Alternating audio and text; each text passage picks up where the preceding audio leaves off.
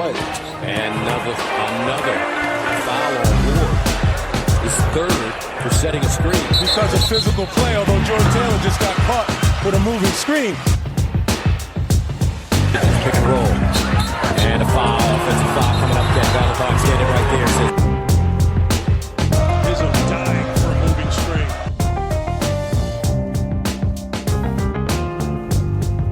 Hello, everybody. You are listening to the Moving Screen Podcast. I am Brendan Quinn of The Athletic, here with Dylan Burkhart, umhoops.com. Today is Monday, April 20th. Still amid the pandemic, both at home, both safe and sound, thankfully. Dylan, how you doing, pal? I'm good. Excited to tackle a mailbag. Celebrated my birthday over the weekend. Doing as well as you can do. Big happy birthday. How about yourself? You got a little shag going on top. Looks good. Yeah, desperately need a haircut, but all clippers are back ordered on Amazon, so what are you going to do? I got some shoddy ones. You want me to mail them down? Yeah, just ship them over. Okay, that's doable. Yeah, I'm all right, hanging in there. Just kind of waiting. I'm technically on vacation. I'm doing this pod for you, buddy, because you specifically asked that you wanted to get a pod out. So, I went from... You have a busy vacation schedule ahead? Yeah, I do. It's going to go really travel and see the world, but no, I think we're just going to stay put for now. So, yeah, no, I'm technically taking time off, whatever that means nowadays. But we have a very special mailbag edition of the podcast for everyone. I'm just happy, frankly, Dylan, that you're even still alive after having to watch all those mid-range jump shots on The Last Dance last night. I'm surprised you didn't just stroke out right there. To be fair, I have not actually watched it yet. Oh, really? I plan to, but I did not get around to watching it last night. But I can live with a few mid-range jump shots as long as they go in. There's a lot. It is fascinating to watch it. It's just a different world in a lot of ways, watching basketball from 1997, 98, and all the clips from earlier. But no, the documentary's awesome. I actually wish that ESPN would just let it stand on its own instead of turning it into 24 hours of content based on a 2-hour documentary. But that's just me. Dylan, on Hoops, for anyone looking to pass the time right now with some basketball, with a nice distraction, what do you got going? So we've had a lot of news over the last week or so, been reacting to that along the way. We are going to get back into some more scheduled content. I think I talked about doing 20 thoughts on Hunter Dickinson like 2 weeks ago, but we're finally going to get around to that this week. But it seemed like everything that we focused on... 78 thoughts on Jace Howard because there's nothing else to do. So, been a roller coaster over here. But not short on news for a off-season quarantine, that's for sure. Man, it's been cooking.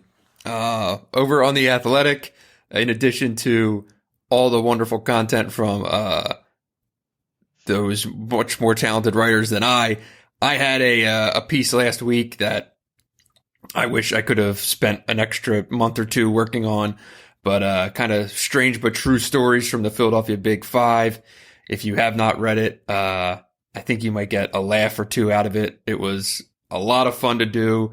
And including some revelations. It's pretty hard to tell untold stories from the Philadelphia Big Five, but I think we managed to unearth a few. So did you happen to read it, Dylan? Untold stories from the Big Five is your niche before anything. That's just like you're made to tell those stories, that's good. This is true. I would say that. Yeah. It was great. So check that out if you would be so kind. Another recommendation, in addition to everyone from Detroit, would be I have found that Joe Posnanski's top 100 baseball players. I'm not a huge baseball guy, but I do like baseball history. He did this list 1 through 100. It's now been completed. That it's like these 2,000 to 4,000 word essays. They read really easily, and it's a really good time eater. He's obviously outstanding, and it's just great storytelling and great history. So check that out if you are looking for something to pass the time with. So 90-day free trial for anyone looking to get on board. So All right, into the questions. We got a ton of questions. A lot of them are repeats, so if we don't answer yours specifically, it's because we're touching on it in someone else's question. So we did see all the questions, and we appreciate everyone participating. So we will. Some might have just been bad questions, though. Well, I'm not trying to go negative. Frankly, that's not my thing, Dylan. I'm a positive guy. All right. Let's go from @EternalNurse. A question from a USNS comfort nurse in New York City. Can I get a 5-minute summary of pertinent MSU UM hoops news over the past couple months? I haven't had time to do any reading. All right. That is from Christian. And Christian, we appreciate your work, and we send you all positive vibes and good health, and hope you see this thing through to the other side. Dylan will start with a Michigan update. I'll give an MSU, and then we'll get into some more questions. If we had a producer for this or something, we would need like that fast forward voice where you just zoom through everything, because there's been a lot of news on the Michigan side. And what I've been looking back You're on the producer. You didn't know exactly. That? Basically, every news drop seemed to come immediately after we did a podcast. True. So I think 3 weeks ago, maybe now, Isaiah Livers declared for the draft. Testing the waters, has not decided to come back or stay in the draft one way or another. David DeJulius entered the transfer portal. He is now headed to Cincinnati. Colin Castleton entered the transfer portal. He is still undecided. Mike Smith, Columbia grad transfer, committed to Michigan. A couple days later, Josh Christopher committed to Arizona State over Michigan. And 12 hours after that, Isaiah Todd announced that he was going to the G League and not coming to Michigan. On Thursday, Michigan announced its incoming class. Jace Howard is on scholarship, rounds out that 4-man class, and Mike Smith also signed and in the class. Think I hit on everything? Is that right? I think so, yeah. Franz Wagner has not declared for the draft. That would be a notable thing that has not happened, right? And the deadline to declare is coming up, I believe. That sounds right. Right? To declare. I think it's within the next week. Yeah. Yeah, the only other thing would be, obviously, Xavier Simpson graduating, John Teskey graduating, Austin Davis at the end of the year was offered a spot to come back for a 5th year and will be on scholarship again. So that leaves Michigan with 1 open scholarship. Correct. And potentially 2 if Livers stays in the draft. Correct. Depending on how you want to account for that. I think that's most. I think most you nailed it. I think you nailed it. No coaching moves, which had been possible. So that's it. Michigan State, far fewer things to talk about. Obviously, the big roster moves will be by regular attrition in the name of Cassius Winston graduating. Kyle Arns will be moving on. Xavier Tillman declared for the draft and said that he is leaving the possibility for return open. Joey Hauser will become eligible after sitting out. 2 incoming freshmen are Matty Sissoko and AJ Hoggard. I do believe Michigan State will add another body for its currently 1 remaining open scholarship. There could be 2 if Tillman remains in the draft. That's pretty much it. Not quite as much news up in Lansing. No transfer portal activity in either direction. But that could change if there's a commitment, or I'm sorry, if there's an available body. I don't see anyone out there right now that really jumps out. We'll talk about this more, but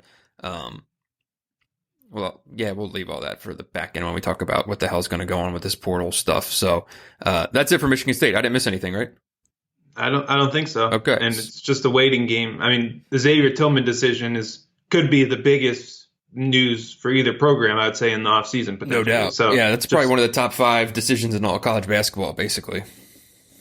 Yeah, and seems like sort of right on the edge of first round pick, stay, go. A lot of decisions are important, but easy to make or easy to say what they should be. I don't think Tillman's is in either direction. Yeah, and a lot of the decisions that have been made by other guys who are likely or potential first-round picks have just outright gone in. And very few, it seems.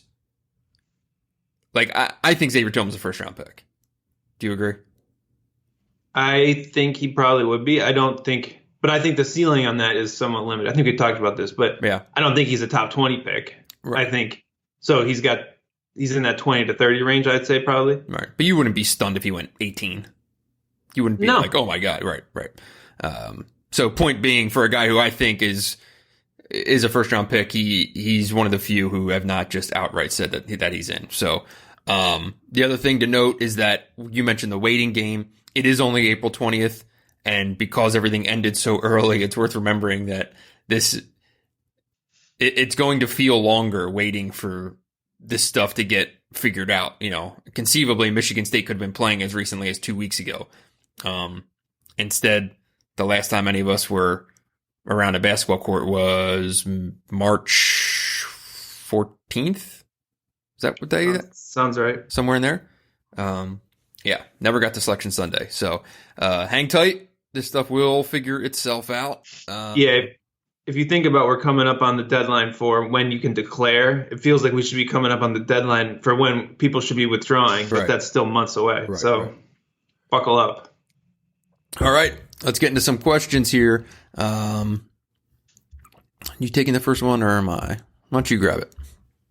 All right, so this is from JD Jerbear. Let's say games have to be played in front of empty arenas next season. Oh, you're deleting the document as I read it. What style of team does that help the most? Who does it hurt? Let's just say Big Ten teams for these questions. Miss the Big Ten part of the show.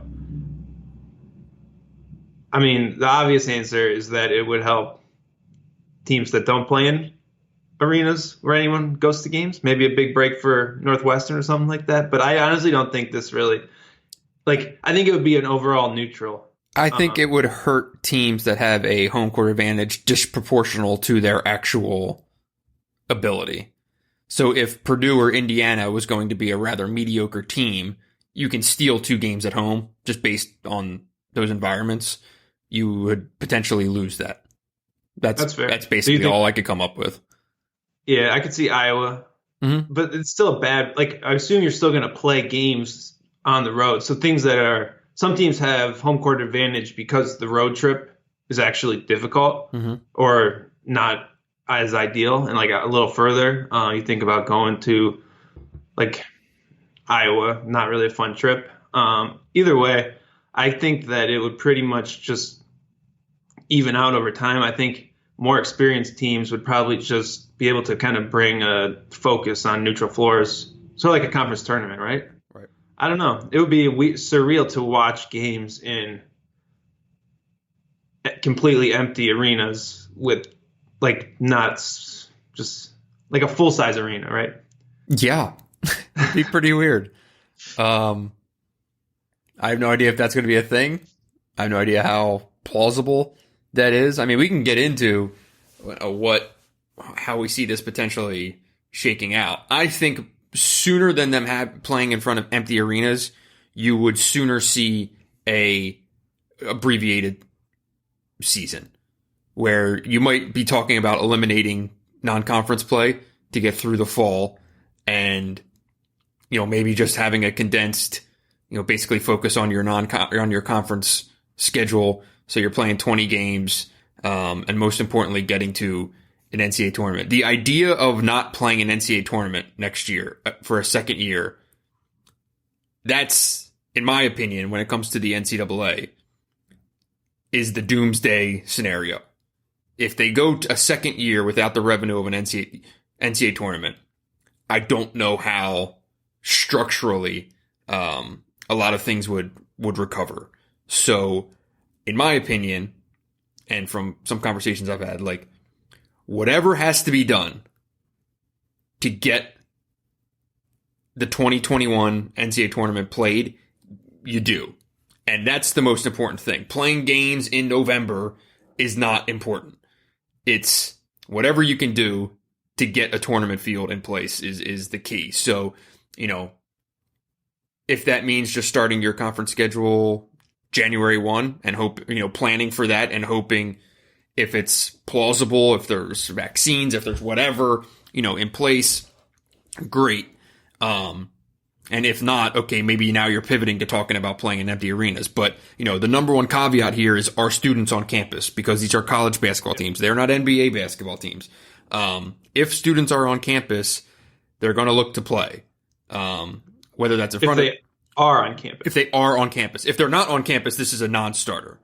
Yeah, that's for sure happening. Where you have to start. Is if schools are not present on campus, then there's really no way you can have college sports. And that's really kind of what led to the NCAA tournament being canceled in that whirlwind, is that schools realized, how can we play this tournament when we're telling everyone to leave our campus, right? Mm-hmm. So as far as the college basketball season goes, being in a 2-semester sport, essentially, you could look to a point where maybe schools don't start on time in the fall, and then what do you do? Obviously, there's ramifications for football there, but college basketball does have the easy pivot of, all right, just start in January and play a conference schedule, and that's enough to decide who's going to the NCAA tournament, whatever else. Either way, I guess say everything starts on time, there's still going to be the ramification of a missed offseason, and potentially limited offseason. You don't know when practices and things like that nature start. Do you think that has an impact that hurts some schools more than other, or not really? Obviously then your older teams who return more are at a greater advantage. Teams that are overhauled would be in a really bad spot. But you look at the league, right? Who brings back, Michigan could conceivably, if Livers is back, brings back a decent amount. If Tillman's back at Michigan State, they bring back a decent amount. Rutgers brings back a lot. Iowa brings back its damn near whole team if Garza withdraws. Right, Wisconsin. So those are the teams where you're at an advantage, where it's easier to pick up and go. But then you have a school like Maryland who's basically completely retooling, and that's probably a tough spot to be in. Same as Kentucky, I think, brings back one scholarship player from last year. Right. And they might not arrive on campus until who knows when. It's a crazy situation to be in, probably from a head coaching perspective, just in terms of. But then Matt Harms is going to show up and tear it up. A lot of people are going to show up. They're just going to be meeting each other at the warm up for the Champions Classic. Right. It's just interesting. These are problems that college coaches haven't really dealt with. They always have kind of the calendar takes care of itself. People transition to campus, all that stuff, and no one's quite sure how all that'll play out. Yeah, and I'm not sure when there's going to be any clarity on this. Not anytime soon, right? First of all the focus is on football right now. Rightfully so. When you're talking about financial impact. But, basketball is obviously a little further down the road, but I do think the fact that you can abbreviate a season, potentially just push it to the second semester, right? Because if kids are not on campus in first semester, but are on campus second semester, you can make a schedule to fit that. It's going to be hard. It's going to be complicated. It's going to be a mess on television because if football moves to the spring as well, it could be a bit of a shit show, but it's also one of those deals where nothing's going to be perfect. So you got to just try to find a way forward, to be able to keep the damage to a minimum. And this is not just the financial ramifications of the NCAA or these teams, whatever, or just the athletic departments. You're talking total universities that, all right, look beyond Michigan and Michigan State, right?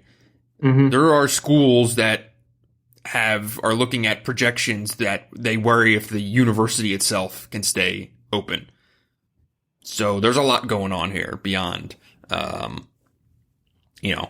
tipping off in front of a full house in November for basketball. Yeah, and even if say crowds are allowed, I can't imagine they're sold out arenas, right? They're I wouldn't probably think so. some sort of limited capacity beyond just safety precautions, but also just do people go to these sort of events at that point in time based on how everything plays out. So there's a lot to tackle there, and right now we just have no idea. Yeah, and if you're talking about games and arenas, I mean, from beyond ticketing, you just think about, are you going to be paying extra to sanitize entire arenas after every game? Like, I mean, this is going to be, it's really hard. It's like anytime you come to one conclusion, you come up with 5 more questions. Yeah, the good thing probably for college basketball is when this all started, college basketball was on the kind of the front foot of making decisions and seeing how things played out. When college basketball comes back or tries to come back, they'll have seen how other things play out. So you'll have more data points to make your decisions, right? Yeah. You'll have seen what happened with college football. You'll have seen if the NBA tries to come back or whatever else. Yeah. All right. Our next one's from JT Denon. That last question is from Gerber. Thank you, Justin Denon. Do you see more big-time high school recruits skipping college and going the G League route? With real money being paid, you gotta move your thing. You're blocking my John. There you go. With real money being paid, what benefit is there for people going the college route? Better possible coaching? ? More big-time recruits. I mean, is the NBA/G League going to continue to offer contracts like this on an annual basis? I would assume so. Yeah. There's a difference, though, between 10 and 15 guys and 40 or 50 guys. 40 or 50 guys is not happening. Will there be select guys who are afforded this opportunity? Yes. I mean, I'm big time in the camp of the G League thing will have a very minor, minimal effect on college basketball. Let's discuss. Dylan, what do you think? Yeah, so I think first, just addressing the question, yes, I think this is going to be a real thing. The G League tried to do this 1 or 2 years ago and just didn't have enough money to throw at these recruitments, essentially. I think they're trying to offer $125K, which just isn't enough to move the needle. When you're up around 400 or 500K, Jalen Green, I believe, is getting $500,000, potentially more with with sponsorships. That's a real offer that's going to be taken seriously. And we saw last year with the option to go play in Australia, and I think the NBA just really doesn't want that to be the development path for these kids who want to be paid, and it seems like they're putting their money where their mouth is. I think they've made a lot of necessary adjustments to make the program like fit what these kids are looking for, right? It's not you're going to go bust around in the G League. It's you're going to play showcase games in Southern California. It's basically an academy setup. And one of the reasons that playing in Australia was so appealing is that they had a lot of similar infrastructure set up, I believe, to kind of make it a featured program. You're not going to play all the time. You're sort of like showcased, right? So I think that all fits. I think you will see more players take this path. I don't think it'll be 40 players or anything like that. I think it'll be guys who are top 15, top 20 guys who really should have this opportunity. And I also don't know that that's going to ruin the college game. I agree with you in that sense, but I do think it's good to have a legitimate path for these players to take. Yeah, for sure. And like, I don't want to just say there will have zero effect. Like, college basketball was better by having Zion Williamson in it, right? It brought major spotlight and attention. And if something like this is a greater, more common option, right? And it just becomes kind of the avenue for your top 10 players just to all kind of just go that way. Yeah, I mean, you'd like to see those guys play college basketball. At the same time, would college basketball have been any different in the last 10 years if Kevin Durant hadn't gone to Texas for one season? I don't think so. But overall, it is the product is the school and the affiliations and the loyalties and all that stuff. So that's the way I think it's going to go. I will be curious to see how many guys still want to play college basketball, though, because I think that's going to be a thing. The Zion argument is really interesting because he was basically propped up in this ESPN hype machine for a year and became this megastar. You could argue two ways. You could say, what would Zion have been without that? True. Or did Zion miss out on being able to profit off of the year where he became a megastar? I don't know if that would happen in the G League. Would he be better off if that happened in his first year in the NBA? Like, I don't know. I don't know what the answer is to that. I also think that's a really unique situation to use as an argument for this, because there's so many other guys who go play a year who are plenty talented and don't have that sort of marketing impact, right? Anthony Edwards, not like he became a household name by playing a year in college. I don't think people were tuning in to watch Georgia basketball all that often. So for him, maybe it would have been better off to just play in an academy setting. I don't know what the answer is, and I don't know. That's going to be a tough situation for kids to figure out what's best for them. I don't think there's a straightforward answer for every player. Yeah, and the hardest thing to project out is going to be what kind of attention do the non ex-college players get in the G League? Because, like, what does the television deal look like? What kind of commodities are they able to become in that? Because, like, are people going to start watching these games that these guys are playing in? I don't know. And that's impossible to say. Like, because if you get someone like Zion who did have, like, people were excited for him to get to college basketball. You knew who Zion was before he got to Duke. If he had gone and played in one of these things and that was put on television, how much attention does that get? Or if you put him on versus North Carolina, Duke, North Carolina, it's Zion, it's a thing, you're going to get the ratings, blah, blah, blah. You know, that ups his endorsement value, blah, blah, blah. But if that game is happening versus in one of these offshoots, I don't know. I don't know what the answer is to that. Like, if there's a bunch of guys, if there's a bunch of studs playing in these games who are just not in the NBA yet, do people care? Yeah, and I think the answer is probably somewhere in the middle. You're not going to have a day of hype around a G League showcase game, but people would also watch it. I think you'll probably have something built around the All-Star Weekend where they'll showcase some of these guys, kind of like the McDonald's All-American game or something like that. NBA fans will care. It's like almost like draft scouting, right? Like that's a thing, but it's also not a national massive mega event. It's more along the lines of high school games on TV and stuff like that, right? Mm-hmm. Like, there's a culture or a subculture for this content and people will watch it, but it's not going to be and honestly, the NBA probably doesn't want it to be some huge thing because NBA games are on at the same time. I mean, You're not trying to blow it out to take down college basketball at this point, I wouldn't say. Right. I just also don't think that's the point, at least right now. No, like, there's still, in the NBA's eyes, there's still value to college basketball in terms of developing talent, in terms of scouting, in terms of it's free. It's a free minor league system at the end of the day. And for those guys who don't want to play college basketball, then don't play college basketball. Like, not wanting to play college basketball and still playing college basketball is not really good for anybody involved. At the end of the day, if you go this route, there's no class, there's no NCAA rules, and you can get paid for endorsements, you can start your clock, you can start your career, you can deal with your agents, you can do whatever you want. And you can work with people around the NBA. Yep. You're right there for everyone to see.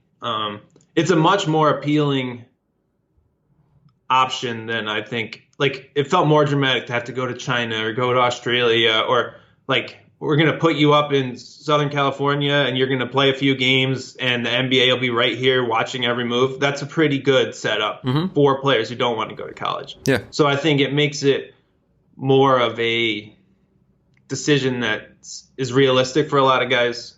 You don't have to be as bold, maybe, but it'll be interesting how it plays out. I'm going to be really curious to see what the perception versus reality is for the lives that these guys. I have a feeling that a lot of dudes are going to be, especially early on, are going to be going to this thinking that they're going to be living an NFL or an NBA lifestyle right off the bat. I don't know if it's that. I mean, a $500,000 contract can go pretty quickly, and I don't think you're going to be getting put up in 5-star hotels every night. Do you?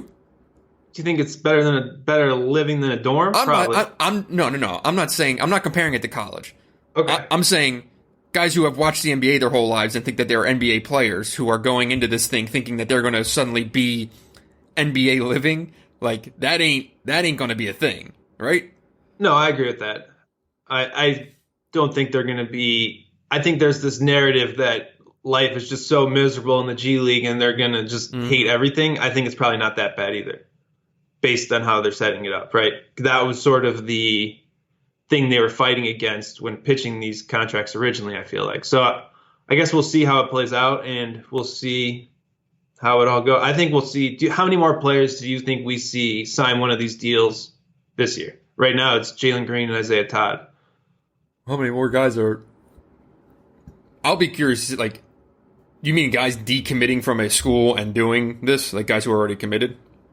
Yeah, I mean, 2020 kids. I think you'll see a couple. 5 or 6. I think we'll see more. It's one of those things that will could snowball. I think if more and more people see everyone talking about it with Jalen Green, see the money thrown around, all of a sudden it's like, oh, I'm not just going to be the trendsetter. I can just go get my money. It'll be interesting. It's enough money to take seriously, I'd say. It is. These next 2 or 3 years will be quite the barometer for how feasible this is, because you're going to have guys, and based on their experience, you'll see guys make their decisions based on what happens to your Isaiah Todd, right? Mm-hmm. Guys like that, it's going to be really attractive. If Isaiah Todd goes and plays a year and is the 15th pick in next year's draft, it's pretty good, right? If Isaiah Todd 2 years from now is never heard of again, right? And there's other guys like that, that will be a talking point. So we'll see. I don't know. It's going to be really fascinating to see. But again, I think at the end of the day, college basketball, upperclassmen make college basketball better. So the more highly talented players who are playing college basketball longer is it's a net positive for the game that we love. Yeah, I'm really curious about schools that have been recruiting a lot of one and dones lately. You basically have 2 camps. You have the schools that don't particularly recruit well and then land one featured one and done, right? Like Georgia with Anthony Edwards or something like that. LSU, Ben Simmons. Mm-hmm. And that experiment basically never works.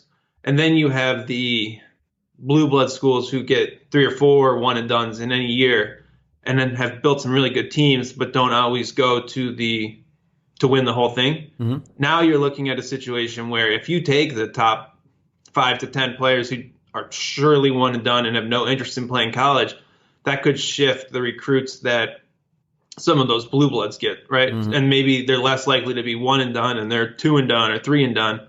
And if that shift takes place, it'll be interesting just what it means for roster management. Do you have more experienced teams, stuff like that?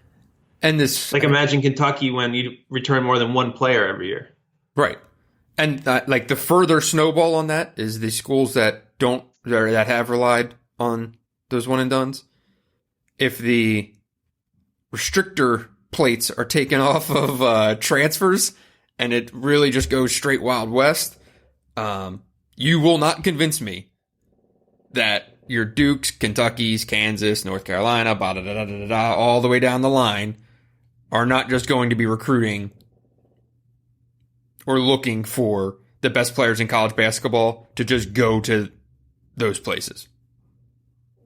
As one-year players, basically. Well, shit, no. If you have a great freshman year at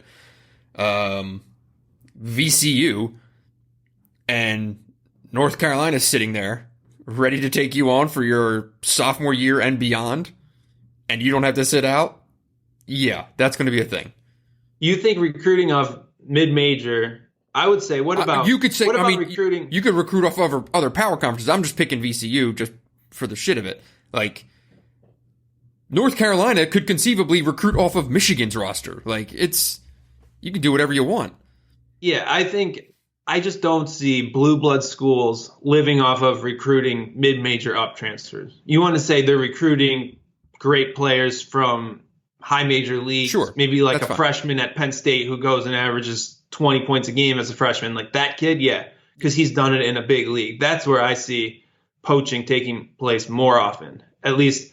And I see like Penn State kind of schools poaching the best kid from the A-10, right? Like that's more of where you could get some sort of realistic fit as far as knowing what you're getting when you sign one of those transfers. But Duke's not just going to take the best kids from the A-10. Duke's going to take the best kids from bad teams and power conferences, I'd say, if you're going to go that route to begin with. Yeah, that's fine. I mean, I would just picking VCU out of nowhere. Like, I agree. Bias. I agree. I agree with you that it'll be. They're going to go for the best players available. Fair enough. So next question from Jay Fergie 97. Do you think Michigan will go back to more of a development model rather than shooting for 5 stars given the events of the past week? So first thing with this, Michigan's not going back to anything. This is Juwan Howard. This is his first year. The development model was nothing to do with Juwan Howard that you're referencing here. So kind of got to separate those two schools of thought. What's your initial reaction to, I guess, impact of this last week? I don't think they're going to tear up the plan. I think Juwan Howard is, part of this. You have to remember that I think we talked about this on the last pod. Is they came in late in 2020. They did not establish relationships with the guys who were conceivably going to be the top 20, 25 guys in that class. They came in, identified the dudes who were still kind of available, for lack of a better term, or, not basically penciled into one of 4 or 5 schools, and took runs at what they could. And for a while there, it looked like it was going to work, and it looked like they were geniuses for doing it. And instead it backfired, and that's kind of, there's a reason people kind of raised an eye when Michigan immediately got involved with Joshua Christopher and Isaiah Todd. And there were a reason that those guys' recruitment was where it was at that time, right? Moving forward, though, Michigan's been recruiting younger players since this staff got into place, and Juwan Howard's been trying to build relationships with younger guys, right? So, in theory, you would have better relationships, better ideas of who are the guys you're going to invest your time in, who are really worth recruiting, who's a plausible option. And in that time, you find out, okay, a kid, you hope you would have an idea of whether they're going to go this route or not. But they're still going to try to go after 5-star talent. I have zero doubt in my mind. Yeah, and it's all about picking your battles, right? If you're going to invest all this time and money and effort into recruiting a kid, you need to make sure it's the right kid. And there were red flags in each recruitment for Isaiah Todd and Josh Christopher as far as why other people decided maybe they were going to put their chips somewhere else. And thing to remember is Michigan staff is all new to this 5-star recruiting for the most part. Yes. Juwan Howard, Howard Isley have never recruited. Phil Martelli has not been in these sort of recruitments despite coaching for as long as he has been. Mm-hmm. Sadie Washington coached under John Beeline, who basically prioritizing other kids, right? So, I mean, you're going to learn things along the way. This is a new process for all these guys, and I think it'll be interesting to see how it plays out and what adjustments they make. I don't think it's don't go after 5 stars, but maybe it's realizing that, A, this kid maybe is a stay away, or Mm-hmm. see the potential risk in some of these situations that maybe they missed out on, Right. or thought they could outmaneuver in the first go round. And, this whole idea of like developmental basketball, that's not really a thing, because, anyone who, that you can't project a guy beyond his freshman year, and you can't project how good they'll be, and they could leave. Like, there's the days of coaches having their boards up with a 3 or 4 year, that shit's done. That's not a thing anymore.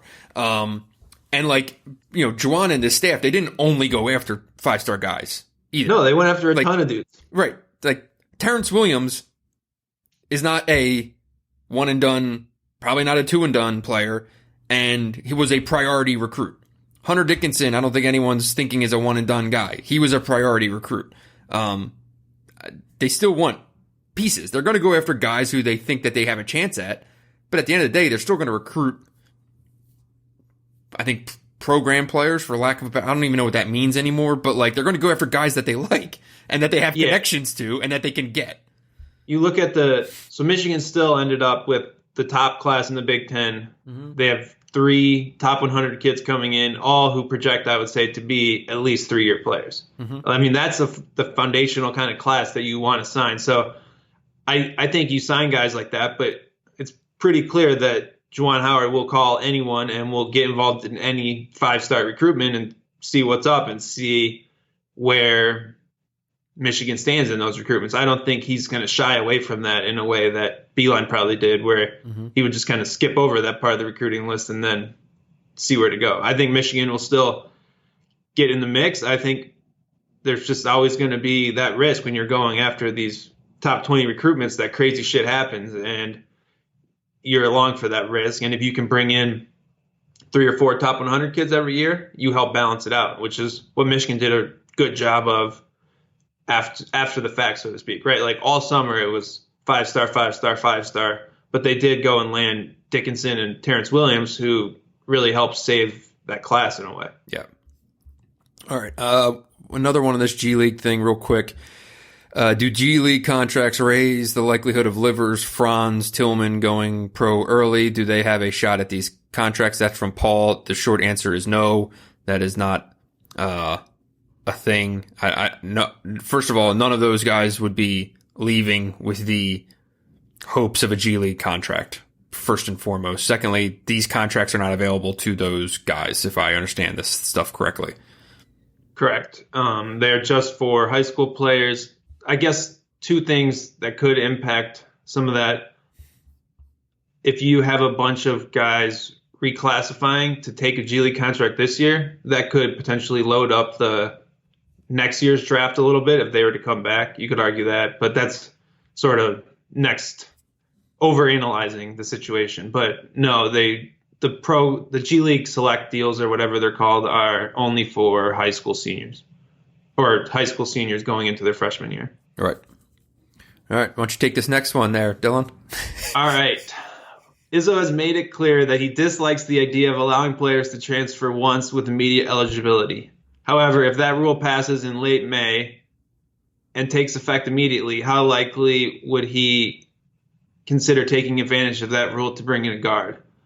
I think I would say 100% chance that Michigan State would try to take advantage of that rule if it was passed and there was a scholarship opening. And I don't think that's inherently wrong. I just tend to disagree with Izzo's overall stance on the transfer policy. Where do you fall? First of all, 100%, everyone will be trying to take advantage of that. Anyone who has a scholarship. Yeah. With his stance on it, that he has outwardly protested that this be a rule, but then still, tried to lobby to get Hauser eligibility. I think that it's hard, man. You talk to these coaches, and a lot of them talk themselves in circles, and it happens. Izzo is far from the only one in terms of what they want versus what they'll do. Okay, very few coaches are all for basically open borders on transferring. Most would prefer there to be a 1-year sit out. And it's mainly for roster stability and that these guys, they just don't know what the hell, how to recruit anymore. Especially, and there's definitely an age divide in this thing too, where guys who have done it, and I think that's completely understandable, frankly. At the end of the day, Izzo was pissed about Hauser because there were guys getting waivers for rather flimsy reasons, and he didn't understand why his guy didn't. So if everyone else was going to get it, he didn't see why his could. I completely understand the idea of the rules. I'm going to play by the rules. Right. I don't think that's even hypocritical. No, it's not. And the kid wanted a waiver, and the family wanted a waiver. So there's that. But overall, like getting into this whole thing, right? Because so Rothstein, right? He sent his tweet the other day with reasons that it's advantageous for the kids to not have the ability to transfer and gain immediate eligibility, and he caught a mountain of shit, rightly so. The funny part is that, like, I do think you can make good reasons why there should be a 1-year sit-out rule. None of the ones that were made there, though, were it. I would say it's more so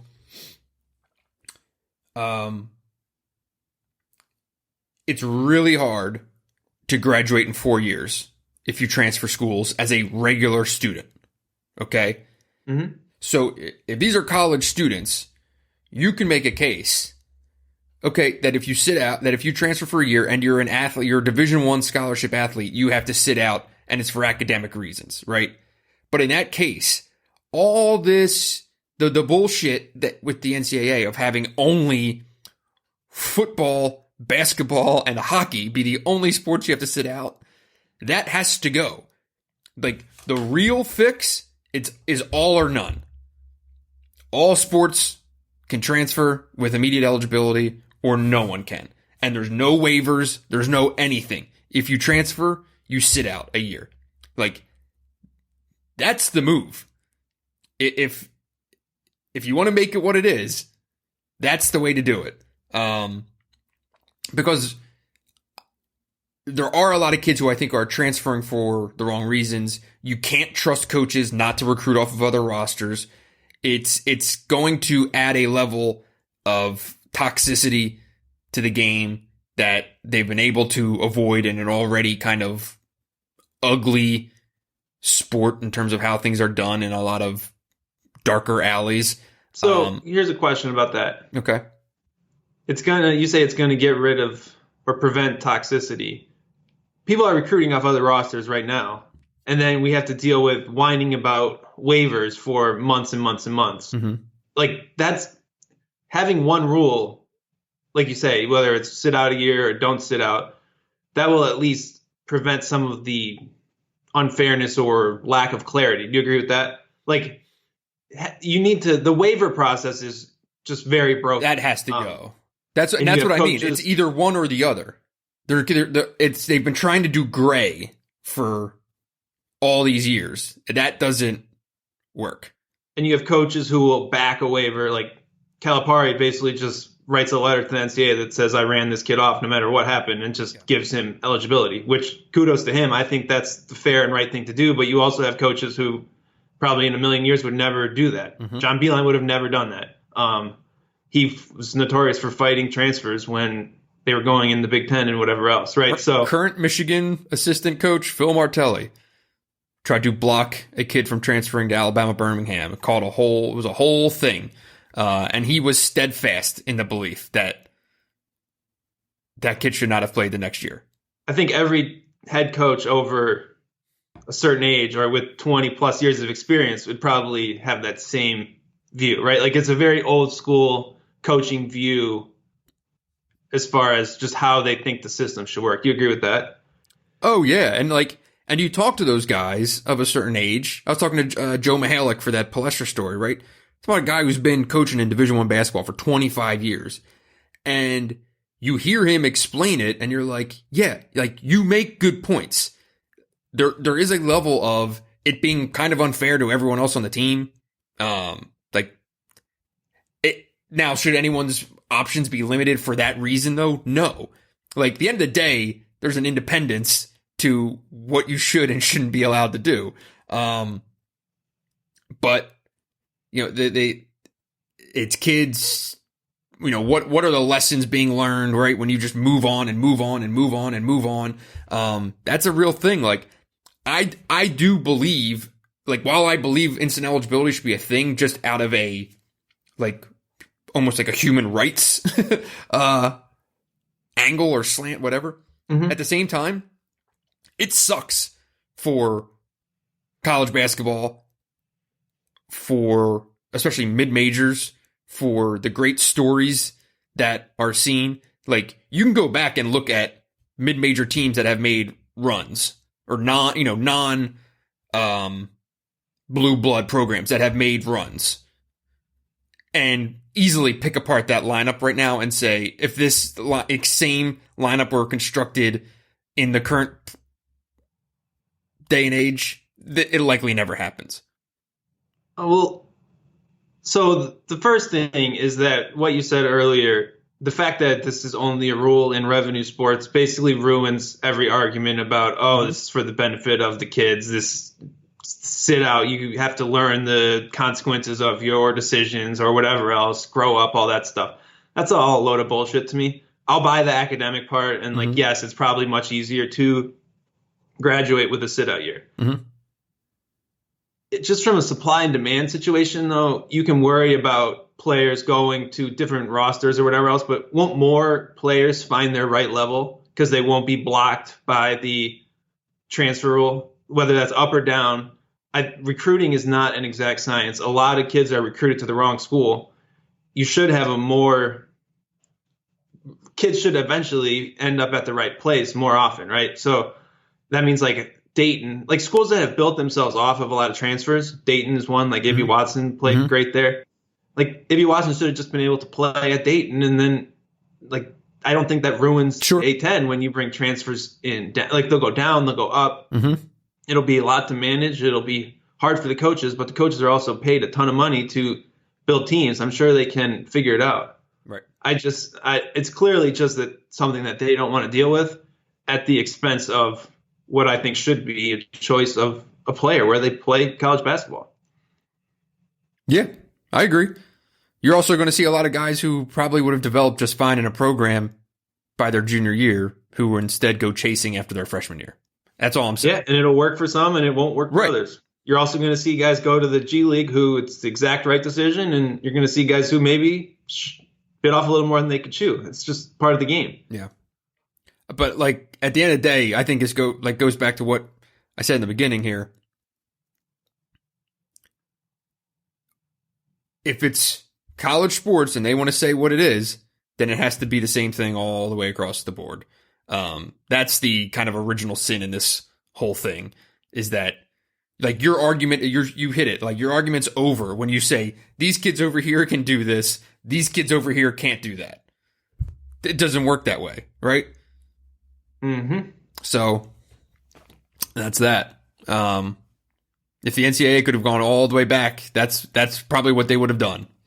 Would just say field hockey players, volleyball players, all you who we don't make money off of, you all have to sit out a year as well. Schools never wanted that though, because now you're paying for a 5th scholarship year for non-revenue student athletes. So at the end of the day, it's all about money. You got to follow the money. Not surprisingly. And our field hockey or lacrosse coaches, from what you know, like rallying, like do they want the rule changed? Would they rather kids have to sit out, or have they just all adjusted? I think they would rather kids sit out as long as they stay. But they're not just posturing for it all the time. Like there's not like an active effort to change that rule. Yeah, I mean, I have no idea what Olympic coaches want. The only one I talk to is my sister, and she's insane. Fair enough. All right, what do we got next? Shout out Coach Fink. Let me see, where were we? Okay. Also from Bill Herbst. In a previous pod, Brendan said MSU planned to bring in a guard, with most of the well-known grad transfers going elsewhere. Any word on who they may go after if they don't get Maine? All right, let's talk Karim Mane first, because there was a lot of questions. I have no inside information here. I know. I think a lot of the current excitement has been kind of stoked up by a Rivals writer who put in a crystal ball for Maine to Michigan State, and people are interpreting that as there's a a commitment imminent. That was like 6 days ago, though. I might want to ask Michigan fans about those rivals future casts. Yeah. I wouldn't read too much into anything, and I'm sure people will say, yeah, but this guy has this connection and this connection. That's all well and good. End of the day, in this day and age, I'll believe a kid is going to pass up the pro route and the pro money when he does so. So, Am I right that he's eligible to go into the NBA draft, not necessarily the G League select? I think that's right. Or maybe both, but I think potentially he could be NBA eligible. Yes. Right, like just a legitimate the draft. High school to NBA option. Yes. The one thing I would note is that Marquette was sort of one of the leaders in his recruitment, right, and landed DJ Carton's commitment, who almost certainly will be immediately eligible, I'd say. Whether there's blanket waivers or not, I would say mental health issues publicly documented probably mean there's maybe fewer minutes in the backcourt there. I mean, are there, though? I mean, I think you could play those two together, no? Yeah, I have not looked at Marquette's roster, but if you're... I know they lost Marcus Howard, so there's about 35 shots a game available. Infinite shots available. I'm sure those two could work pretty well together. They're not the same player. They're very different players. I get your point, though, right? It's a roster spot, and it's, if you're looking to go in and be the dude, clearly, DJ Carton's he's a player. So DJ Carton knows how to have the ball in his hands quite a bit. This is true. But so overarching, though, I do think Michigan State is going to bring in another guard. The thing is, there's going to be this vote a month from now that people are going to have to wait for, May 20th. We don't know how the NCAA is going to vote on making blanket transfers eligible. People have disagreed with me, but I really find it hard to believe that they are going to push this to 21-22. Because if they vote to not make transfers immediately eligible, you thought they've seen a lot of waiver requests before. They will be overrun by them at a time where there's so much other shit going on. I don't know how it'd be possible to have to sift through all this stuff and make determining factor. What if every single request is, I was told that we were going to be immediately eligible because of the coronavirus? The NCAA just going to deny all of those out of turn. It's going to make for such a mess if they turn it down. I think they're going to just have to pass it. And when that happens, I think you're going to see a scenario of players essentially testing the waters within the college level, of guys putting their names in the portal just to see what comes up. You're going to see recruiting off of rosters at the highest levels. And, recruiting off of rosters isn't necessarily like you, Dylan, are a really good player at Fresno State, and I'm Coach A. I'm going to call you up directly and say, hey, come to my school. No. It's you call the AAU coach, right? AAU coaches and handlers are going to just be traffic cops in bodies just going from team to team all over the country. So it's going to make for a bit of a Wild West. I think there's going to be real players available. So I wouldn't take anyone right now. Unless there's someone that just jumps out at you, or unless, some of these, really, there aren't that many great names left on the board as it is. Yeah, maybe if you make it down the road with one of those guys, you stick it out and bring them on. But right now, unless I'm already down the road with someone, I'm waiting. I'm waiting until May 20th. Especially when you're Michigan State, where the world isn't over if you don't get a body, right? Yeah. If you were a transfer, would you transfer now or wait? I feel like you have a way better chance of landing at a better school if you were to leave now. You know what I mean? If there's going to be a flood of I think that's a new great transfers. Point. So it's sort of a bit of a game theory situation where some schools are being really active in the portal, recruiting just about everyone. You sit back, you're risking this thing doesn't pass, and then there's probably not a lot of new transfers in the portal, and you're kind of stuck. But I also think it's important to not just add someone for the sake of adding someone, right? Like, Michigan State's going to bring someone in. It needs to be someone who's good enough to contribute. And Michigan State has a pretty good roster, so it's not like just anyone can walk in there and give you minutes at point guard. There could potentially be a better option just reshuffling what you already have. So it's a tough spot. You think the play is to just wait it out and see what happens with this vote. Yeah, unless like Landers Noli calls you up and is like, hey, I'm coming. And you're just like, okay, cool. But if not, yeah, I'm waiting. I want to see who comes available in a month. Yeah, I think he's committing this week for what it's worth. Where's he going? I'm not sure about that. What's his list? Oh, you're going to make me look it up. Well, you're going to throw out partial information. All right. Landers Nolly is down to 3 programs. And we'll announce this evening, or no, or he'll announce. Oh my gosh, the announcement of the announcement.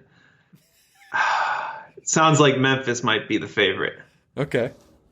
Looks like all the crystal balls are in for Memphis. So Memphis, who recruited the number 1 class in the country last year, and then do not think has a 2020 recruit. So swimming in the deep end is not always safe recruiting wise. Yeah. I have a little, considering the only time I've seen him play was his all-time career game against Michigan State. A big Landers fan. I don't know how, I'm imagining he had a rather inconsistent season otherwise, because otherwise he'd be in the NBA draft. But he was a dude that day, I can tell you that. Michigan State fans remember him. All right, next question. I guess this is my turn. All right. I can read it. This is from Jeff Dillon. Here's one more serious. If Juwan was offered a head NBA gig, chances he would take it after the week he had? Obviously hypothetical, but what else is there really? It's fair. I would never take this question off of the table.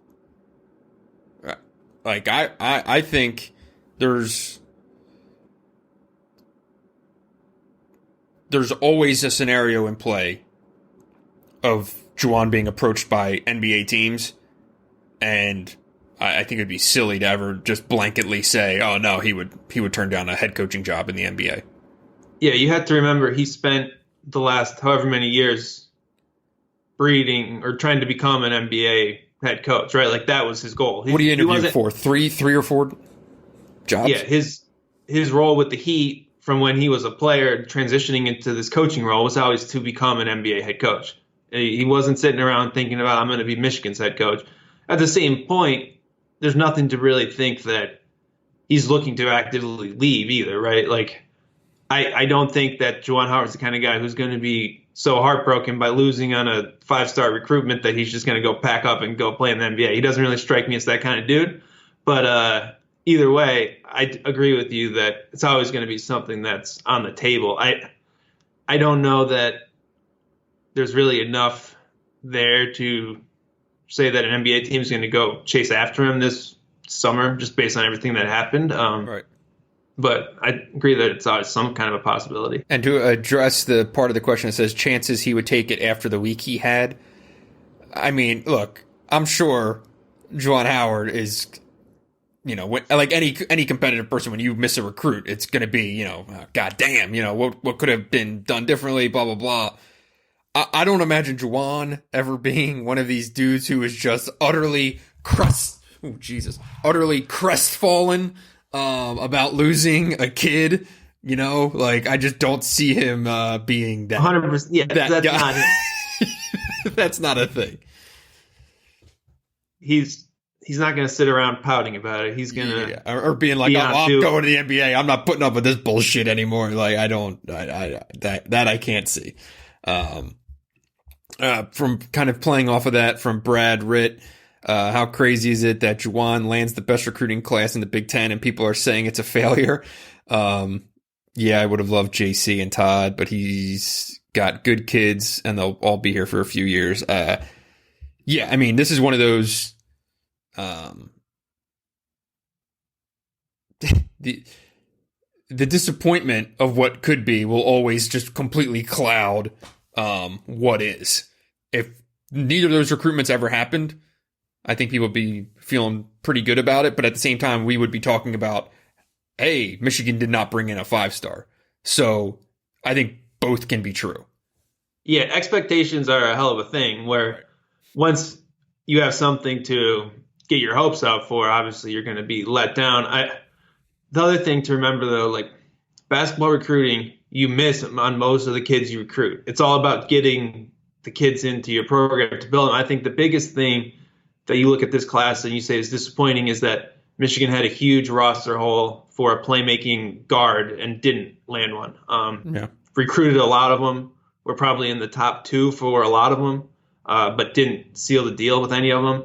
And so now you still have that roster hole despite a lot of talent at other positions. I think that's probably the biggest disappointment of the class. But yeah, it's a good class. And the Big Ten isn't bringing in McDonald's All-Americans. So I think people got a little carried away with, well, Michigan's going to be the team that just gets 2 McDonald's All-Americans every year and no one else does. Turns out that's going to be a difficult thing to pull off, but I think you should certainly feel happy about the incoming class. It's a good group. At 3 top 100 kids, if you can land 3 top 100 kids every year in the Big Ten, you're going to be competitive. Just fine. And I do believe a wise man once said Michigan was either going to land 2 or more 5-stars or 0 5-stars. How about that? A genius. All right, next question. We got to move fast. We are well over the hour mark. We got to buzz through these things. Next question. Do you think Michigan will fill its 13th scholarship, assuming Livers returns? And if so, what's your best guess for who gets it? I would say yes, they will fill it, would be my guess. And I would say a non-grad transfer would also be my guess. The kid who would be a more than 1 year piece. Yep, I agree. That makes sense from a roster perspective. I don't know who that will be at this point, but there's plenty of time to see how that plays out. And I think that's a take, even if I think you need like transfer waivers not through. Shooting guard, wing, 3-point shooter, in my book, would be if you can bring him in. 6'5" guy who can dribble and defend and make threes would be a perfect roster fit for Michigan right now. Yes. All right. Next one. Do you think DeJulius would have stayed if he knew about Michigan not getting Christopher and Todd? No, he left before they announced anything. He clearly wanted to leave. That's why people announced that they're going to transfer. I think there's a lot of second guessing to this whole situation. Oh, and some of it I think is a lot of people who not only thought that Josh Christopher was coming to Michigan, but thought that Josh Christopher outwardly told them the week before, I am committing to Michigan. I am coming. It's a done deal. That did not happen. So there was no scenario where Josh Christopher called the staff, said, I'm coming to Michigan. The staff then called a team meeting and said, we're getting Josh Christopher. And Josh and David DeJulius then said, okay, well, I'm out. That, which I think a lot of people kind of are under the impression is what happened, that did not happen. That's not a thing. So I agree with you. I think David DeJulius was leaving pretty much all along. On the other hand, the fact that it came out that Chase Howard was going to walk on and then go back on scholarship does show that Michigan was at least thinking about some roster moves with additional players on the roster, given how all that played out. No, I mean, I'm not saying that they didn't think they thought they were getting Josh Christopher. I'm saying, like, Juwan Howard never called David DeJulius and was like, this is happening, right? This is a done deal. And at the end of the day, David DeJulius doesn't necessarily play Josh Christopher's position. Like, David DeJulius, if he wanted to, could have come back and tried to beat out Eli Brooks for the starting point guard spot. And now Mike Smith. But, like, it was on him whether he wanted to come back and try to win that job. And he decided that he wants to pursue another option. That's pretty much what it boils down to. Yep. We're doing all Michigan ones here. Switch to Michigan State. This is from Carl. Who makes the biggest jump next year between Kithier, Bingham, and Hall? I would add Marble to this probably too. That's a good call.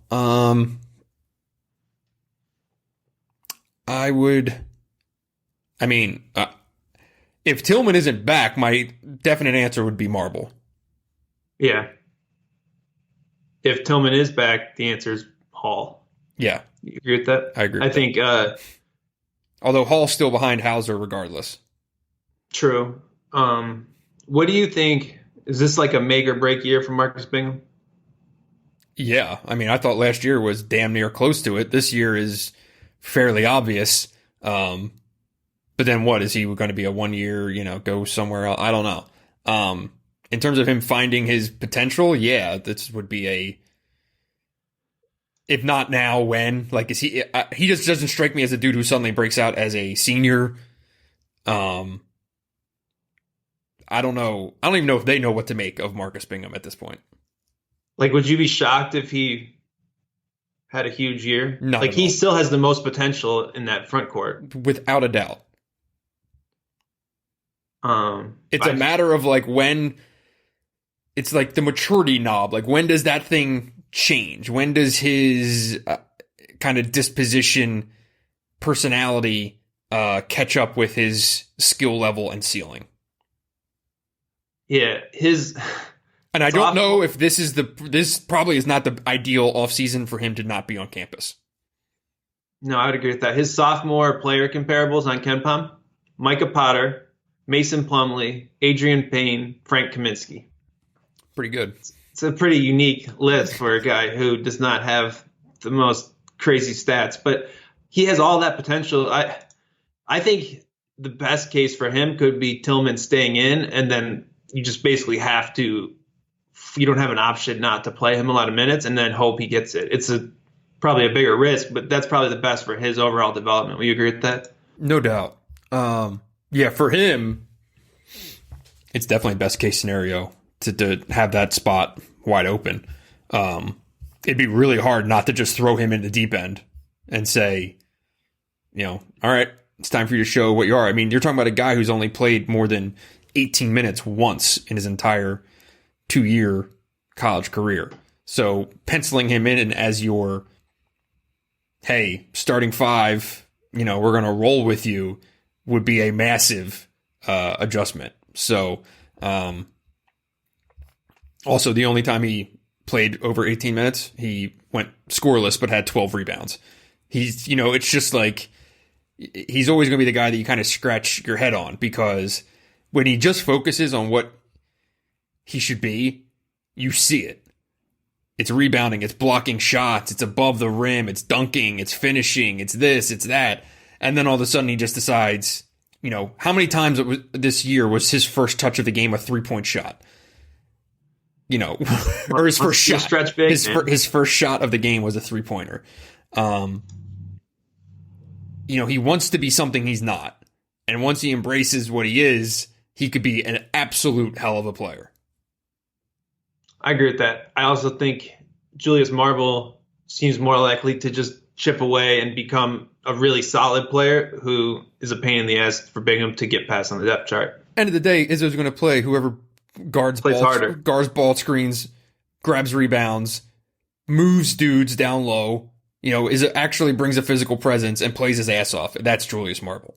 It's certainly not Marcus Bingham. And there's another one coming in right behind him. Matty Sissoko plays very similarly to Marble. Bigger and more athletic, though, right? Yes. Longer. He's got like a goddamn 7'5" wingspan, something just ridiculous. So, yeah. I mean, Marcus Bingham, this could be a year where he breaks out and proves that, people who thought that he was an NBA player when he was coming in were right.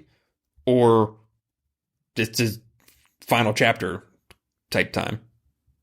Yeah, and it's a reminder that Michigan State has a lot of bigs on the roster, even if Tillman stays in. Tillman obviously could be All-American good, but it's not like there's no bodies there too. Right. You might not trust any of them particularly much, but yeah, I think it's more the idea of losing Winston and Tillman in 1 year is just like, holy hell, that's a lot of good basketball player right there. So very limited margin for error, I would say, after that. You were down to, you want to do another Michigan State one? You want to do Michigan State? We could do a little quick Big Ten talk. I don't know. What do you want to get into? Let's do another Michigan State one. Two more, actually, real quick. Could Gabe Brown be an all Big Ten caliber player this year? I would be. I have been pumping the pom-poms for Gabe Brown for a long time. I think that's a big ask to me, to ask for him to jump up to an all league caliber guy this year. I don't see that jump in the stars. I think he could be much better, but until he does more than take 3-point set shots, I'm not ready to get there. All Big Ten caliber dancer, though. I think he has a lot of potential, but with Rocket is going to dominate the ball in that system. Mm-hmm. I don't really see the opportunity for Brown to grow into that sort of role at this point. I still like his game. I thought it was one of the disappointing things about that, like the second half of the year for it, was that he kind of just lost his spot, so to speak, a little bit. As Rocket really proved that he was playing better defense. Do you agree with that? You made a funny face. I didn't mean to make a face. All right. Like, there was a point where I thought Gabe Brown was about to be a breakout guy in February and March. And then it kind of all went south at Wisconsin, and he was never really the same. We got that bug. He got a bad cold bug, flu bug, something. And that kind of derailed things, and he just never got back to it. Never got back to it. Yeah. The good thing about this all season is, like, Gabe is a notorious gym rat worker. He's one of those dudes, I feel like when he's off campus, you don't have to worry that he's putting the work in. There's no gyms, man. You find a way. You think that people are not going into gyms and working out right now? I am sure there are gyms where people are working out. I'm just saying. Yes, dudes are working out. All right. They're not just sitting around playing Xbox. I hope not. All right. From Scott, MSU may have to roll into next season with point guard rotation of Watts, Lawyer, Hoggard. Would they be comfortable with that? I mean, comfortable? I think they'd be relatively comfortable with Watts as the starting point guard. Using the word comfortable as, like, he's not an unknown freshman. At least, like, you know what he is. You know how to work around the way that he plays and all that stuff. Would you like to have a more kind of I don't know what the right word is. Cerebral? No, not even that. More like a natural point guard. I think that's, like, kind of either ready to play or ready to go, or like, when you say cerebral, I feel like you mean like a guy who thinks like a point guard. Yeah, runs the team. Right. Like, yeah, would you like to have a guy who's kind of game ready with that mindset? Yes. There are worse things than having Rocket Watts as your starting point guard. Yeah, I mean, just having a point guard who can shut down the other team's point guard is a pretty important weapon. So here's a question. Watts, Hoggard, Lawyer, or Brooks, Zeb Jackson, Mike Smith. You have to take one set of three. Who would you take? That's a good one. Both are probably sore spots on the roster when you look at it for each team, or at least question marks as far as how they play out. Right, and then the question marks are within the question marks. That's Mike Smith at Michigan. That's A.J. Hoggard at Michigan State. I would go with Michigan State because I feel like Rocket has the highest potential upside. Yeah, I think Rocket's the best player of that six. Yeah. So if you want to just, and at the end of the day, you take the best Rocket's playing 34 minutes. Eli's playing 34 minutes, I think. So Mike Smith and Zeb Jackson, or Hoggard and Lawyer. If we say you'd rather take Rocket than Eli, that's the other spot. Wait, what? Say it again. So if you just cut out Rocket and Eli and say, you like Rocket, of the other two, which group would you take? I think the answer might be the Michigan guys. I think so. It would be Mike Smith and Zeb versus Foster and AJ Hoggard. Yeah, I would take Michigan clearly. It's an interesting situation for both rosters, though. And it is. You have guys like Aaron Henry or Franz Wagner who you might want to shove down to the 2 and take some of that sort of secondary creation. It'll be interesting how that all plays out. All right. Fire one off. All right. Well, let's do a little Big Ten. Okay. I don't know if you prep for this at all, but I'm going to guess no. No more than I've prepped for anything else today. So we had a couple questions about just kind of like early Big Ten rankings or stuff like that. So the bigger question that Alex at Inside the Hall asked, do you think the league will be better or worse than it was this season? Oh, that's pretty hard. I'd say worse.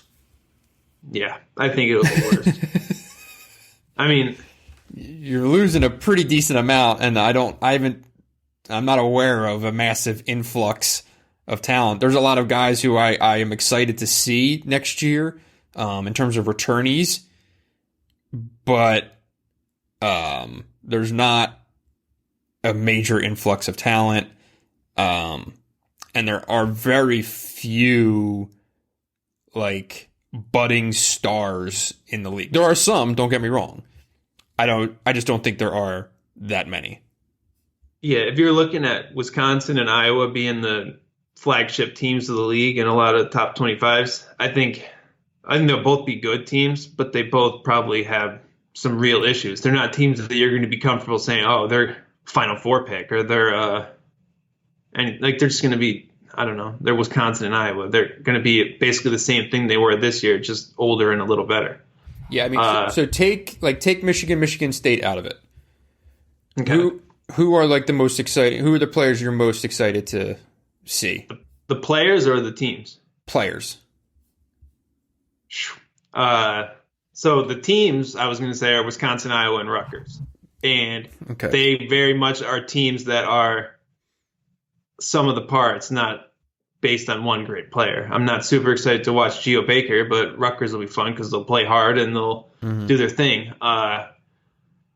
Most of the players who you'd be excited to see are somewhere in the draft process. But I mean, outside of Michigan State, it's hard to even think of like one guy. You're going to say Luka, sure. You're going to say, is Kofi coming back? We don't know that yet. Right. Probably. Am I excited about? I don't know. Who are you excited to see? Yeah, that's the thing. That's the point. You know, it's okay. What's Trace's deal? I believe I don't think he's declared or anything like that. Yeah, I mean, I'm excited to see Trace, Jerome Hunter, E.J. Liddell, Smith and Al Durham. Like, oh boy. Yeah, E.J. Liddell, I would be excited for. I like Seth Lundy a lot. I was very excited for Alan Griffin. He's gone.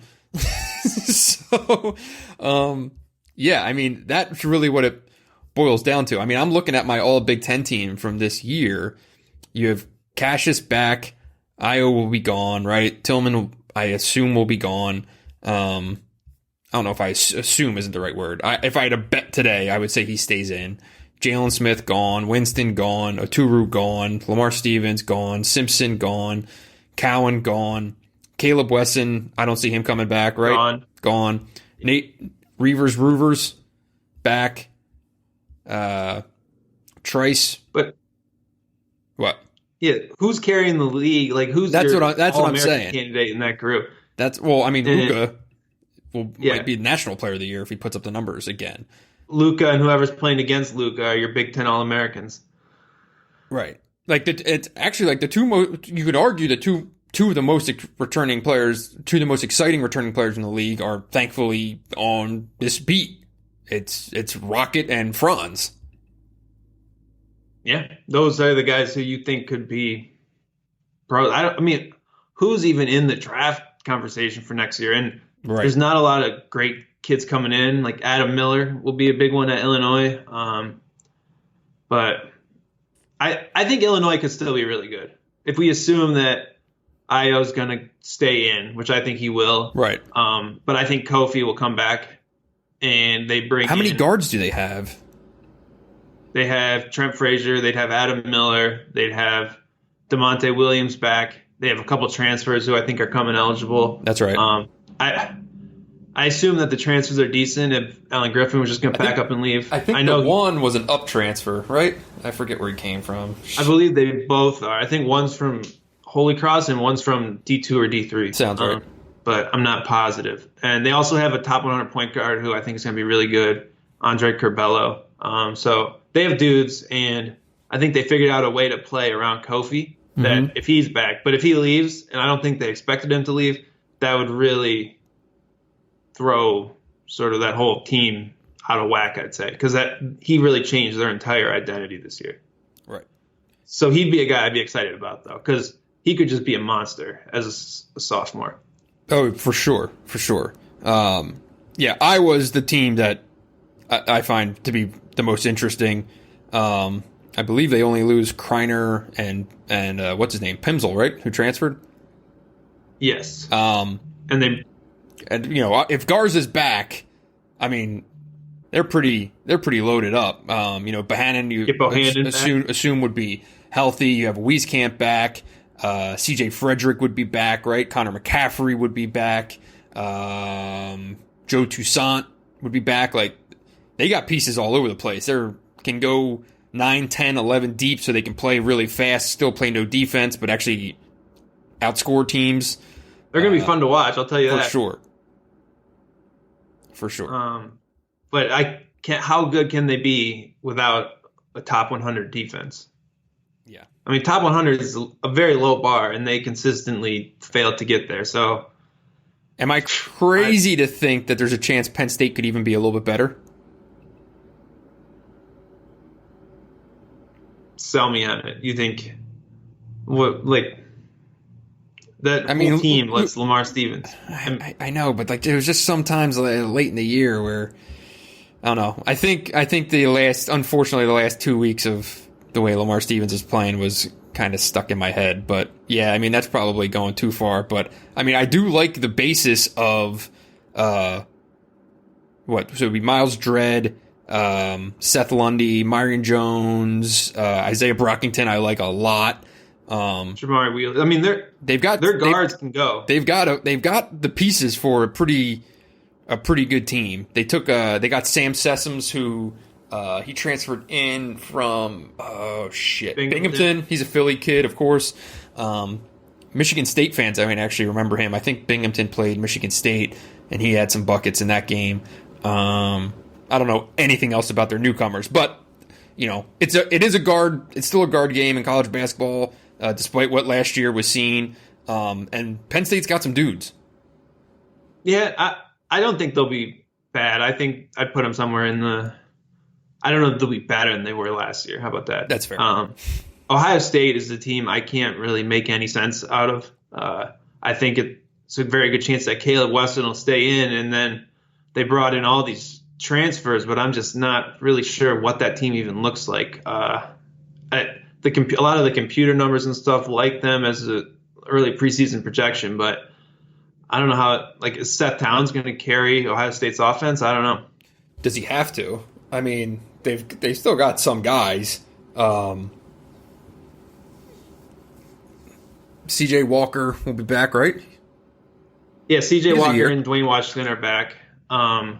They have the transfer from Cal is it? Justice Suing. Mm-hmm. I don't know how exactly to say his name. But I mean, it's just going to be a completely new team. That team, I feel like the two Wessons were that team's identity. Whether it was Andre Wesson's toughness on defense and then just playing around Caleb Wesson's size and pick and pop. They don't really have any bigs. They're going to play kind of small and spread out. I figure it'll be interesting, but it's a really unique roster with a lot of turnover. Yeah, but you could also make, the case for if you take a top four on a team, Ohio State, not bad. Seth Towns, Lytle, C.J. Walker, Kyle Young. Yeah, does that excite you? No, but when you talk about the rest of the league in comparison, that's not bad. And you're right. I mean, how good is Seth Towns? I have no idea.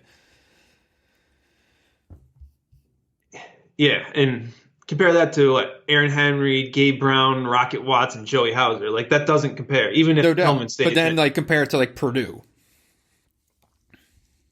So you have what? No Gel, Travion. Did Travion declare? I think he did. No, he's still there. Okay, so you would go No Gel, Travion, Stasha Stefanovic, And Eric Hunter. Sounds like a 62-58 game to me. All right. Is there any other Big Ten questions? Basically, everyone just wanted us to talk about other teams. I don't see anything. Got a Rutgers question. Got a question about if Io stays in the draft and will Adam Miller then come to Michigan. I don't think that's likely. I think Io's as good as gone from Illinois. Yeah, why would he be back? Slip on some sweat from a poorly cleared bench. What is this question from Bart Torvik? Biggest disappointment of the offseason. What's that mean? I was wondering if it was some kind of inside joke, but I'm apparently not in on it either. So here we are. I assume it is, and that neither of us are getting. I don't know. Sorry. All right. We're at an hour and a half, so we're going to leave it at that. We appreciate everyone listening. Be sure to subscribe to UM Hoops. Be sure to subscribe to The Athletic if you'd be so kind as to leave us a review for this podcast in the iTunes store. Say something kind if you would be so kind. And we will be back some point in the relatively near future, right? Yeah, based on our recent history, we'll probably have some press release coming out at like 1 o'clock today, and we'll have something brand new to talk about. That's true. News is coming. Very on brand. So thanks as always. Be sure to support your local eateries and restaurants and takeout joints and all that good stuff. Throw them some gratuity if you can. And be safe and healthy. And we're thinking of all you. Thanks a lot.